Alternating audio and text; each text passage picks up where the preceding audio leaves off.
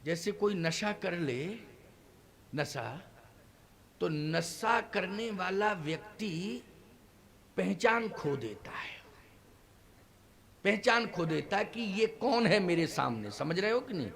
वो पहचान खो देता है। जब ज्यादा नशा कर लेता है व्यक्ति तो ये पहचान खो देता है कि सामने कौन है।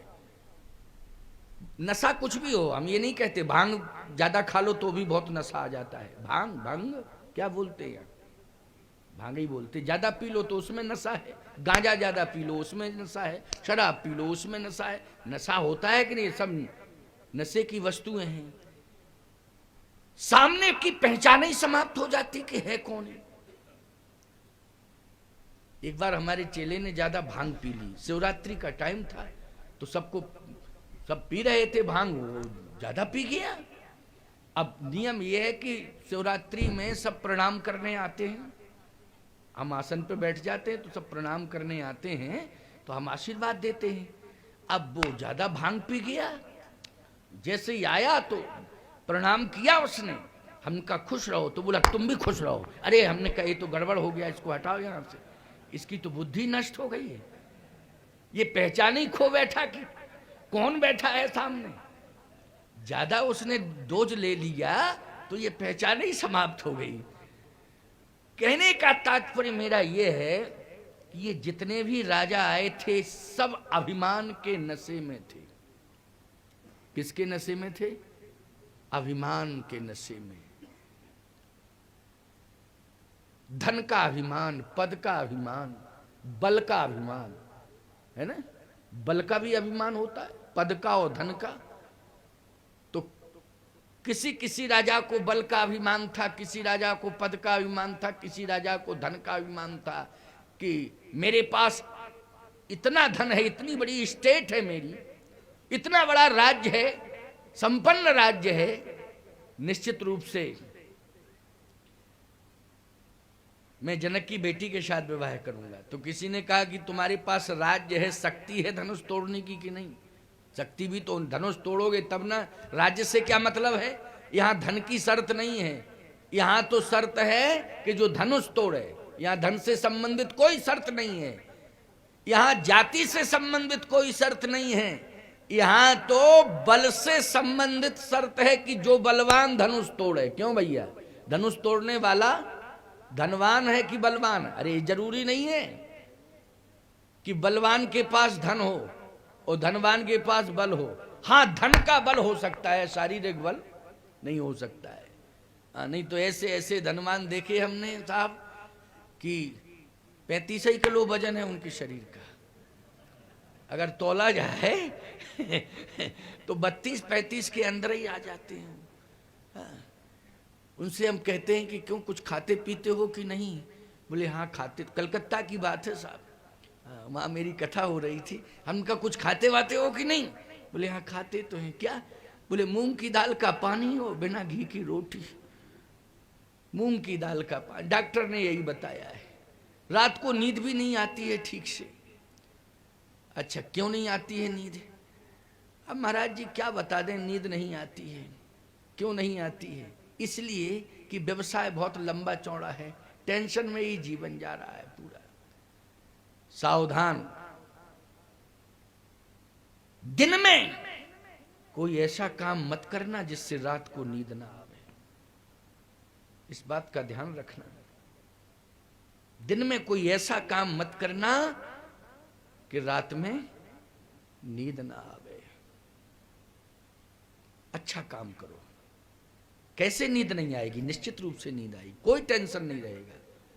काम अच्छा करिए आप, देखो नींद आती है कि नहीं आती है। सबसे अच्छा नींद का डोज है कि हम दिन में अपने हाथों से अच्छा काम करें।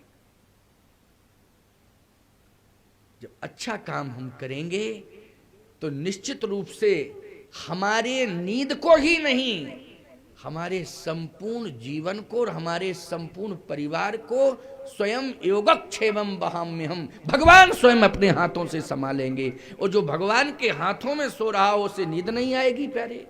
बोलो भाई, क्योंकि उसकी रक्षा करने के लिए भगवान जाग रहा है और वो सो रहा है। उसकी रक्षा करने के लिए कौन जाग रहा है? परमात्मा जाग रहा है, और वो निश्चिंतता से सो रहा है। क्यों? अनन्यास चिंतयन्तो माम ये जनः पर्युपास्ते तेसाम नित्याभियुक्ता नाम योगक्षेमम वहाम्यहम्। इसलिए अच्छा काम करो। कितना बढ़िया कार्य हो रहा है कि कथा हो रही है, आप सुन रहे हैं।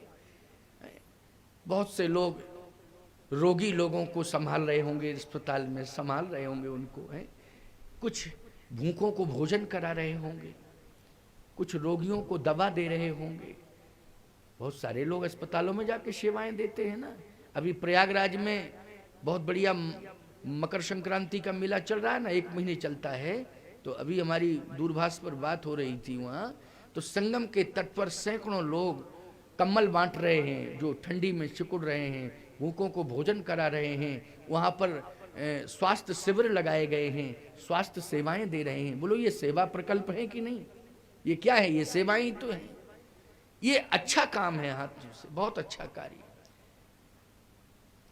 आप सबके द्वारा देखो सिर्री में कितना अच्छा कार्य हो रहा है कि आपको कथा सुनने को मिल रही है? अब बताइए, दिन में आप कथा सुनेंगे तो रात की व्यथा दूर हो जाएगी कि नहीं हो जाएगी? और रात की ही व्यथा दूर नहीं होगी, राम की कथा से तो जन्म जन्म की व्यथा दूर हो जाती है। ये राम की कथा का प्रभाव है। तो आज ये राजा जितने भी आए हैं अभिमान के नशे में डूबे हुए हैं। अभिमान के नशे में। क्या सब राजा डूबे हैं? बोले नहीं, सब नहीं डूबे हैं, ज्यादा संख्या में डूबे हैं। और बोले कुछ और राजा, बोले नहीं, वो अभिमान के नशे में नहीं है। फिर उनको तो केवल भगवान का नशा है। किसका नशा है? भगवान का। कैसे? बोले जिनके कछु विचार मन माही। विचारवान जो राजा हैं, कौन राजा? विचारवान राजा। बोले वो भगवान के नशे में डूबे हैं। कैसे? वो कहते हैं जगत पिता रघुपति विचारी, ओ भरी लोचन छविले हो निहारी। बोलो ये भगवान के नशे में डूबे कि नहीं डूबे?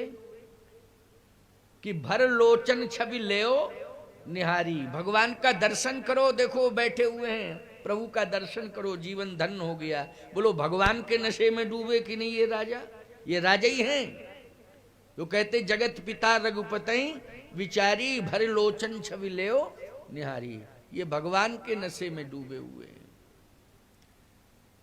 और वो राजा विचारवान, वो धनुष को देख ही नहीं रहे हैं, धनुष की तरफ नहीं देख रहे हैं, वो भगवान की तरफ देख रहे हैं। क्यों? धनुष में अभिमान है, अकड़ा मकड़ा है ना। अहंकार शिव बुद्धि अज मनस चित्त महान, ये अहंकार का प्रतीक है, अकड़ा हुआ है। धनुष की ओर नहीं देख रहे हैं, उन्हें नशा केवल भगवान का है, वो भगवान की ओर देख रहे हैं। और जिन्हें अभिमान का नशा है वो धनुष की ओर देख रहे हैं। जिन राजाओं को अभिमान का नशा है वो किधर देख रहे हैं? धनुष की ओर, क्योंकि यहां अभिमान है। और जो राजा अभिमान से कोसों दूर हैं, भक्त हृदय के हैं, वो केवल भगवान को देख रहे हैं, उन्हें धनुष से कोई लेना देना नहीं है।